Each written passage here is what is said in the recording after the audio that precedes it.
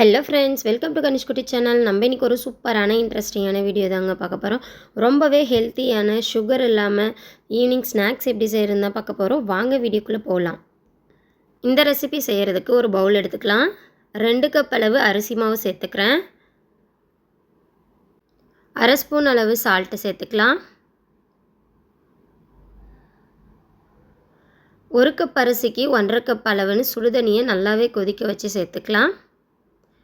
நம்ம கொழுக்கட்டை மாவு பிசைவோம் இல்லையா, இடியாப்பத்துக்குனா, அதே போல் நல்லாவே மிக்ஸ் பண்ணி விட்டுக்கலாம். இந்த வீடியோவை உங்கள் ப்ளேலிஸ்ட்டில் கண்டிப்பாக சேவ் பண்ணி வச்சுக்கோங்க. ரொம்பவே simple and tasty evening snacks தான். ரொம்பவே சூடாக இருக்கிறதால லைட்டாக நெய் சேர்த்துட்டு நல்லா மிக்ஸ் பண்ணிவிட்டு வச்சிட்றேன். இருக்கட்டும். சூடு ஆறின பிறகு நல்லா மிக்ஸ் பண்ணி விட்டுக்கலாம். அதுக்குள்ளே உள்ளார வைக்கிற ஸ்டஃபிங் ரெடி பண்ணிடலாம். அடுப்பில் ஒரு கடாய் வச்சுக்கிட்டேன். கடாய் நல்லாவே சூடான பிறகு 2 டேபிள் ஸ்பூன் அளவு நெய் சேர்த்துக்கலாம். நெய் நல்லாவே உருகி வந்த பிறகு பாதாமும் முந்திரியும் சின்ன சின்னதாக கட் பண்ணி வச்சுருக்கேன். அதை உள்ளார சேர்த்து நல்லா வறுத்து விட்டுக்கலாம். லைட்டாக பொன்னிறமாக ஆனதுமே ஒரு மூடி தேங்காவை நல்லாவே துருவி வச்சுருக்கேன். அதையும் உள்ளார சேர்த்து நல்லா வறுத்து விட்டுக்கலாம். நம்ம எந்த கப்பில் தேங்காய் எடுத்தோமோ அதே கப்பில் 3/4 கப் அளவு நாட்டு சக்கரை சேர்த்து நல்லாவே மிக்ஸ் பண்ணி விட்டுக்கிறேன். 1/4 ஸ்பூன் அளவு ஏலக்காய் தூள் சேர்த்துக்கிறேன். சேர்த்துட்டு நல்லா மிக்ஸ் பண்ணி விட்டுக்கலாம். பாருங்கள், இதே போல் அடி பிடிக்காமல் வரப்போ நம்ம ஸ்டவ் ஆஃப் பண்ணிடலாம். இருக்கட்டும். பாஸ்மதி ரைஸை நான் 1/2 மணி நேரத்துக்கு முன்னாடி 1 கப் அளவு எடுத்து ஊற வச்சு ஆற வச்சு வச்சுருக்கேன். இருக்கட்டும்.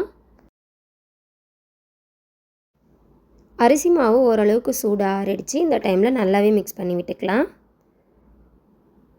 அவ்வளோதாங்க, நல்லா மிக்ஸ் பண்ணிட்டேன். அந்த மாவில் இருந்து நமக்கு தேவையான சைஸில் கொஞ்சம் மாவு எடுத்துக்கிட்டேன். நல்லாவே உருட்டி விட்டு இதே போல் தட்டி விட்டுக்கலாம்.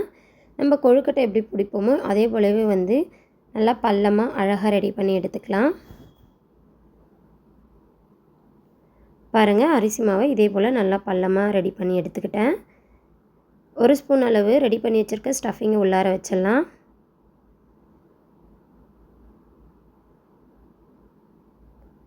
இதே போல் எல்லா கார்னருமே நல்லா ஒன்றா சேர்த்துக்கலாம். சேர்த்துட்டு நம்ம ரவா லட்டு செய்வோம் இல்லையா, அதே போல் அதே சைஸ்லேயே நான் எடுத்திருக்கேன்.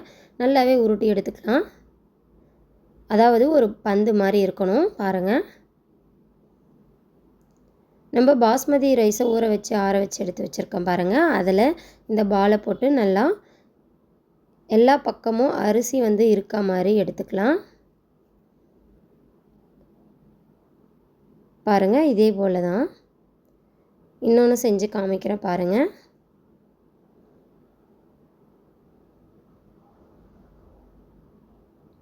அவ்வளோதாங்க. இதே போலவே மீதி இருக்க எல்லா மாவுலேயுமே நான் இந்த பந்தை ரெடி பண்ணி எடுத்துக்கிட்டேன்.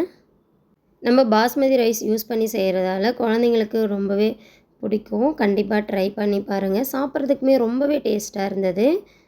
அவ்வளோதாங்க, மீதி இருக்க எல்லா பந்தையும் இதே போல் ரெடி பண்ணி எடுத்துக்கலாம். பாருங்கள், சூப்பராக ரெடி ஆகிடுச்சு. அவ்வளோதான். ஒரு இட்லி குண்டான் அடுப்பில் வச்சுருக்கேன். நல்லாவே சூடாகிடுச்சு. ஒரு காட்டன் துணி போட்டுட்டு ரெடி பண்ணி வச்சுருக்க பந்து எல்லாத்தையுமே உள்ளார வச்சிடலாம்.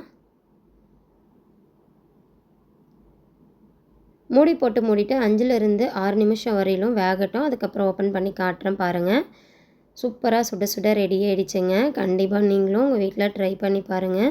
ரொம்பவே சூப்பராக இருக்கும். கட் பண்ணி காட்டுறேன் எப்படி இருக்குன்னு பாருங்கள். உள்ளார இருக்க ஸ்டஃபிங் ரொம்பவே ஜூஸியாக இருந்தது, செம்மையாக இருந்தது. கண்டிப்பாக நீங்களும் உங்கள் வீட்டில் ட்ரை பண்ணி பாருங்கள். ரொம்பவே சூப்பராக இருக்கும். ரொம்பவே ஆரோக்கியமான ஒரு ரெசிபியும் கூட. ட்ரை பண்ணி பாருங்கள். இந்த வீடியோ உங்களுக்கு பிடிச்சிருக்குன்னு நினைக்கிறேன். பிடிச்சிருந்தால் லைக் பண்ணுங்கள், ஷேர் பண்ணுங்கள், சப்ஸ்கிரைப் பண்ணுங்கள். இன்னொரு சூப்பரான வீடியோவில் பார்க்குறேன். தேங்க்யூ ஃபார் வாட்சிங்.